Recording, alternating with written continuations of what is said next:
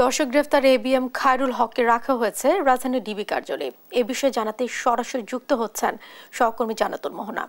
মোহনা, খায়রুল হককে কোন মামলায় গ্রেফতার দেখানো হয়েছে আর তার বিষয়ে পরবর্তী পদক্ষেপ কি নেওয়া হচ্ছে?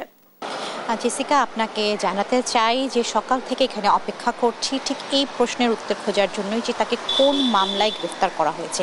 তবে আপনাকে এই মুহূর্তে যদি বলি যে এখনও ডিবির যারা রয়েছেন কর্মকর্তারা তারা জানিয়েছেন তারা এখনও সিদ্ধান্ত নিতে পারেননি যে তাকে কোন মামলায় গ্রেফতার করা হবে কিংবা কোন মামলায় তাকে রিমান্ডের জন্য দেওয়া হবে সেই বিষয়টি নিয়ে তারা এখন পর্যন্ত সিদ্ধান্ত নিতে পারেনি।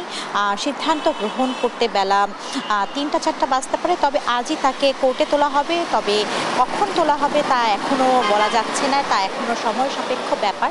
আপনারা জানেন যে এই সাবেক প্রধান বিচারপতি 2010 সালের 1 অক্টোবর থেকে 2011 সালের 17ই মে পর্যন্ত তিনি তার দায়িত্বে ছিলেন এবং দায়িত্বে যাওয়ার আগেই তিনি দায়িত্ব থেকে যখন তিনি অবসর গ্রহণ করেন তার আগেই তিনি এমন কিছু বিতর্কিত রায় দিয়ে গেছেন যা বাংলাদেশের রাজনৈতিক অঙ্গনের যেই কোণঠাসা করা কিংবা আমরা যদি বলি মেরুকরণ করা তা প্রতিফলিত হয়েছে, যার ফলশ্রুতিতে কিন্তু আমরা আওয়ামী লীগের যে স্বৈরাচারী হয়ে ওঠার যেই বিষয়টি আমরা খেয়াল করেছি, মূলত এই ধরনের কিছু তার দেওয়া রায়ের ফলে কিন্তু এই ধরনের ঘটনা ঘটেছে বাংলাদেশের রাজনৈতিক এবং অঙ্গনে। এবং এছাড়া তাকে একাধিক মামলায় যাত্রাবাড়ি, নারায়ণগঞ্জ, শাহবাগ থানা সহ বিভিন্ন থানা বিভিন্ন জায়গার একাধিক মামলায় তাকে গ্রেফতার করা হয় এবং জালিয়াতি, নিয়োগ, বাণিজ্য সহ এবং বলা যায় তত্ত্বাবধায়ক সরকার ব্যবস্থা বাতিল সহ বিভিন্ন বিতর্কিত রায়ের কারণে এই আলোচিত ও সমালোচিত ছিলেন এবিএম খায়রুল হক।